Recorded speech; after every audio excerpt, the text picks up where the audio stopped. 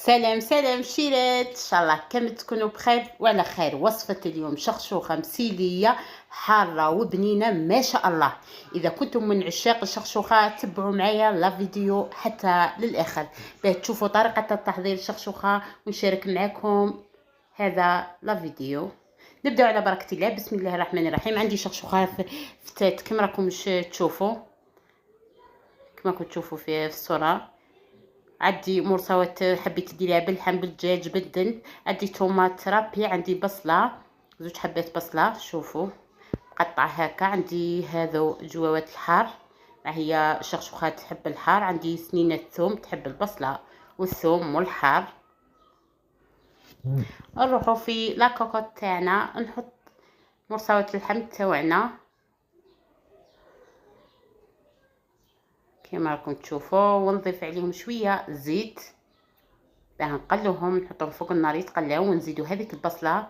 قلت لك المرقه تاع الشخشوخات تحب البصله بزاف وتحب الثوم هكا. ونزيدو شويه ملح باه المرقه تاعنا ما تجيش مسوسه. نزيدو شويه فلفل اسود ونحطوها تقلى. من بعد ما تقلى نزيدو شويه ثوم بعد ما خلينا تقلى هذاك البصله وهذاك الثوم. وهذاك عندي هنا حار هذاك الاحمر ريحيته، نحط ملعقه صغيره. ما قلت لكم تحب الحار بزاف. عندي طوماط مصبره ملعقه، ونروح نقليهم. من بعد نزيد زوج حبات ولا حبه كبيره طوماط رابي هكذا ونقليهم فوق النار.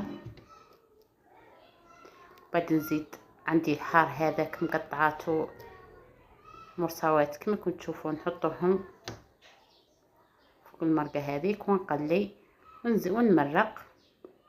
نغلق لا كوكوط تاعنا ونخليها تطيب. من جهه اخرى عندنا هذاك الفتات تاع الشخشوخه هذا تاع العجينه، هذا مانيش مشاركه معكم العجينه في فيديو اخر ان شاء الله. نديرو شويه فور، كنت مخبيته ودسيته. من بعد المرقه تاعي اللحم هذاك انا حطيته على جهه.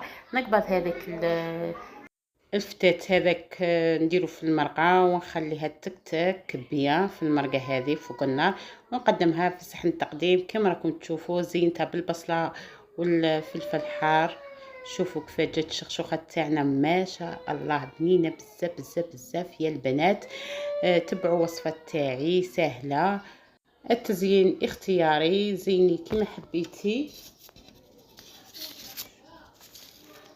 ان شاء الله الفيديو يكون نال اعجابكم. شوفوا قلت لكم جات بنينه الله الله عليها. ما تنساوش لي جيم، خلونا لي كومونتير تاعكم. باي في فيديو اخر، والسلام عليكم. تهلاو في روحتكم شيرات.